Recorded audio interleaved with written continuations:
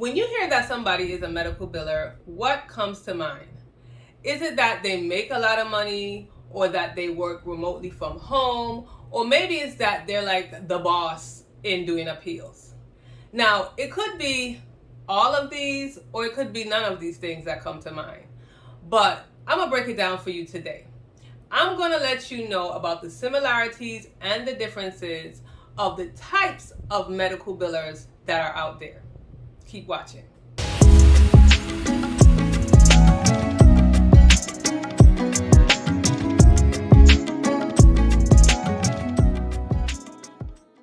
Welcome back to the channel, or welcome if you're new.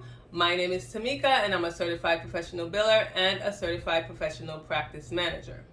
Now, like I said, I'm going to break it down for you. I'm going to tell you about the types of medical billers that are out there. But if you have more questions, if you just, this is just not enough, then you can always schedule a remote one-on-one with me. I'll leave the link in my description box. It's actually in all of my videos in the description box. So set up your one-on-one with me and we can talk. You can ask all the questions that you need to know about being a medical biller. Now, first, let me put in a little disclaimer. This is my opinion because this is my channel. And also, there are going to be some differences with different people, different types of jobs. So this is my experience in the types of medical billers that I know of, that I have actually been. So other people may have different experiences. And also remember that you can be one of these types, two of these types, or all three of these types of medical billers. Let's jump into it. Now let's talk about the similarities of being a medical biller, whether you are a full-time employee, a contractor, or a business owner. And the first one is that you need to be organized. This does not matter which type of medical biller you are. If you're not organized, you're going to be out there just missing claims, missing follow-ups, getting claims denied, all of those things. So in order to be successful as a medical biller in general, you need to be organized. You need to have structure, you need to have routines, you need to be having schedules.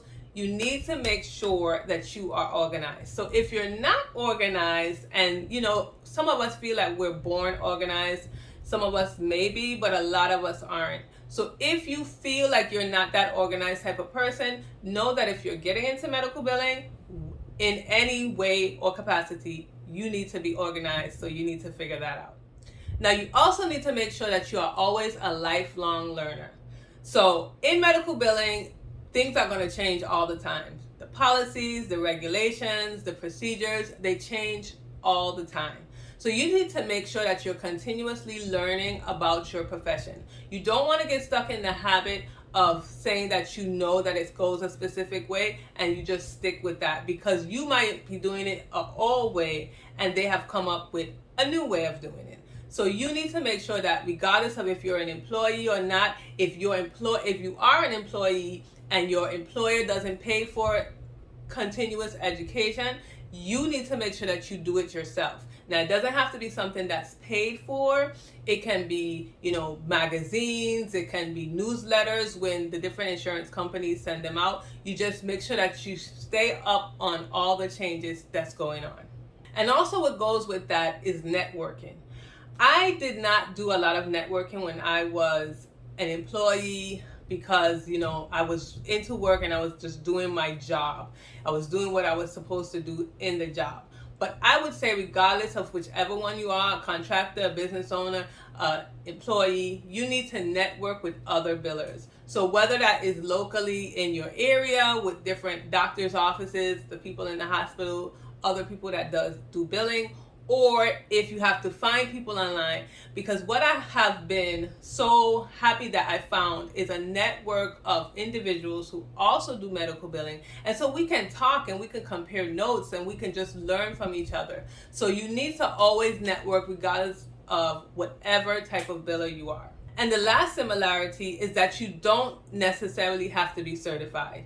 So you can get a job in medical billing in an office for being an employee without having to be certified. You can also get a job on the side as a contractor and you don't have to be certified. And you can also open your billing business without having a certification in billing. Would I recommend that? We don't know. We'll talk about that in another video. But what I want you to know is that you do not, it's not mandatory that you're certified as a biller. So regardless of whichever position you are in, you do not have to be certified. You can know what you're doing, get a client, get a job, and do medical billing. Now don't forget to like the video and subscribe to the channel. When you like the videos, they help my videos get out there more and help me grow so that I can continue to do these types of content for you. Now let's talk about the differences. And the main one, or the first one we're going to talk about, is pay, because I know that's what you guys want to know. And most of us start off in medical billing as employees. So you can start off as a business owner, go straight into that, or as a contractor, but mainly most of us start off as employees. And just like with any other job, there's a cap to your pay. So you may start off making $19 an hour, but in the position that you're in as a biller, you can only go so far. You may only be able to go up to $20, $25, whatever it is. Now, what you start off with also depends on different things, like the specialty that you're billing for, the location, your location, your whether you're billing for a hospital or a private practice. There are other things that will determine what you're getting paid, but you can only go to a certain point in mostly any job that you have. Now, if you decide to do contract work, you can get paid hourly, you can get paid by percentage, you can get paid a flat fee, but because you have the capability of billing for more than one doctor or facility or hospital, you can make a lot more than what you probably would make as an employee. When you're an employee, you're working for one job, whether that's more than one physician or not, but you are an employee, so you're just working for one job.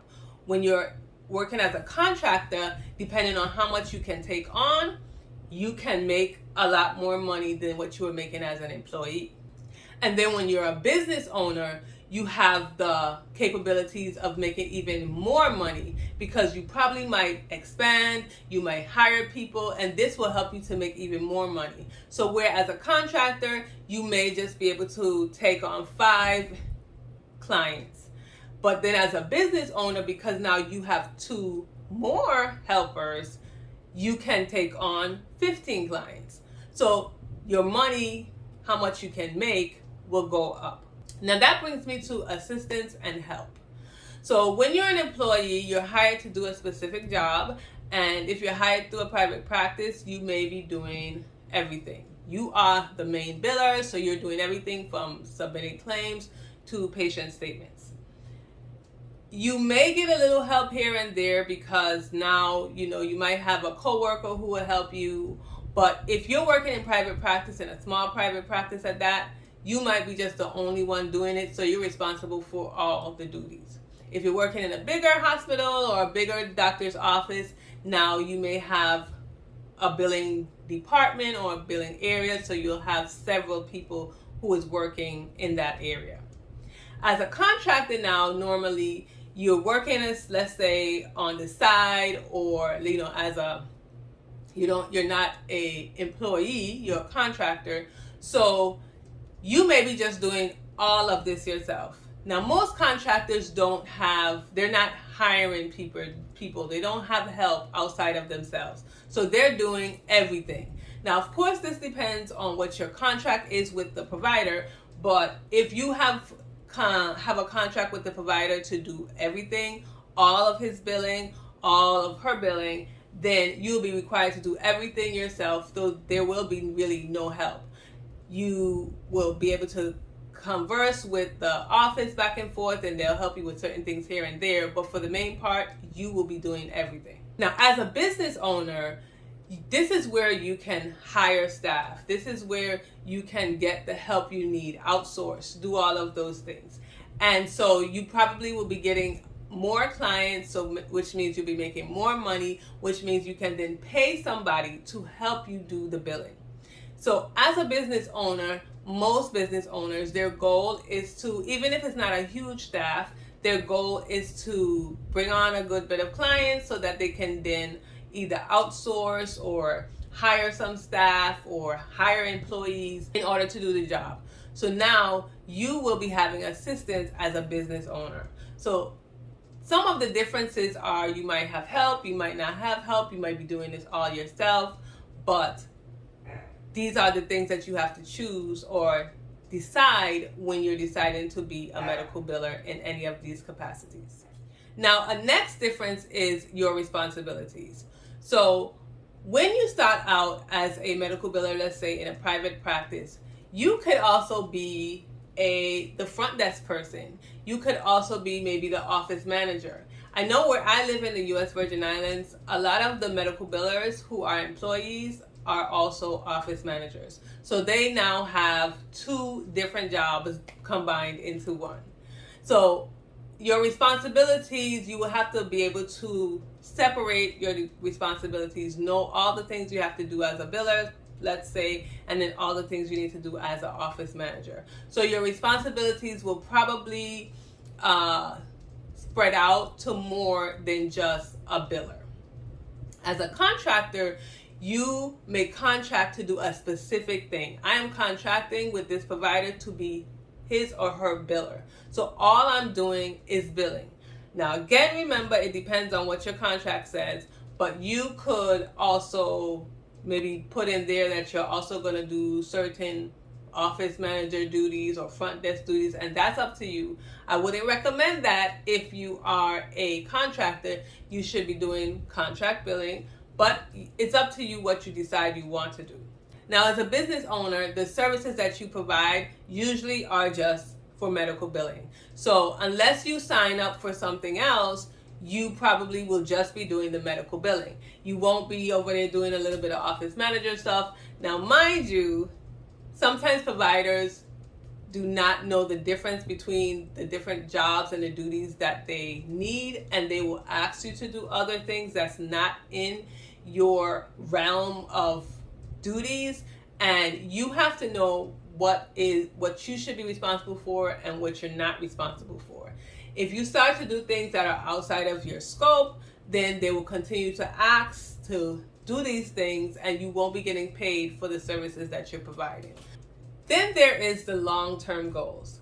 Now, depending on the type of medical biller you are, you may have different long-term goals. Now, I'm not saying that you don't have other ones, but for the most part, when you are an employee as a medical biller, you may want to become the head of the department of medical billing, or maybe you might want to become the office manager of the private practice. Most of the time, you're just trying to advance in that particular job, or you might get another job and try to advance in that job. As a contractor, you're already out there and you know that you can bill for different providers, and so your goal may be to get 5 clients that are mental health providers, and so your goal is to bill for as many mental health providers as you can.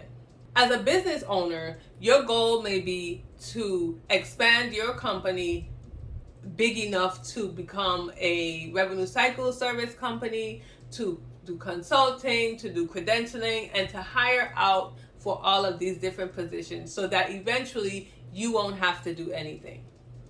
So there may be different goals. Now, again, I'm not saying that these are your goals and that maybe one goal can't lead into the next. It doesn't mean that as a full-time employee that you may not eventually want to do contract work, because to be honest with you, I have been all 3 of these things. I have been an employee, a contractor, and a business owner as well. And so I know how your mind can shift. Now, which one is right for you? Which type of medical biller is right for you? And I think in order to determine that, you need to think about these 3 things. The first one is your confidence and where you are mentally. So depending on if you are wanting to be an employee or you want to be a business owner, you will have to know that you're going to have to shift your mindset, because in being a business owner, you're going to have to work on getting clients. You're going to have to know about the financials and marketing and, trying to come up with new ideas, and you got strategy. All of those things you're going to have to come up with. But as an employee, that is not your job, because it's not your business. You are going to be working in the department of the billing, but you're not going to be worrying about marketing the private practice. So you need to make sure that you have confidence in certain areas, and that your mental has changed, your mental state is changed or has switched from being a business owner to an employee or a contractor. You have to make sure that your mind is right for that. And the other thing you need to make sure is that you are disciplined.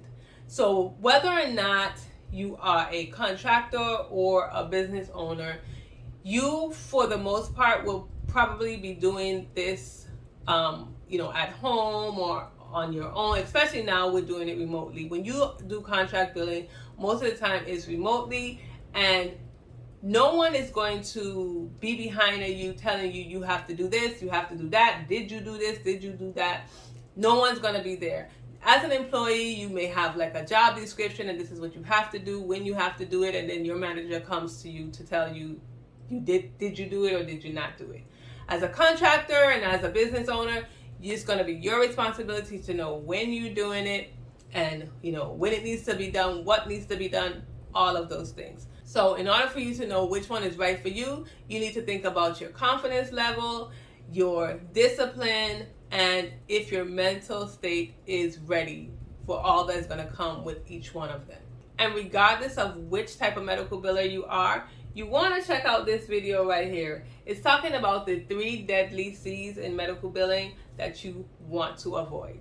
So, see you in my next video.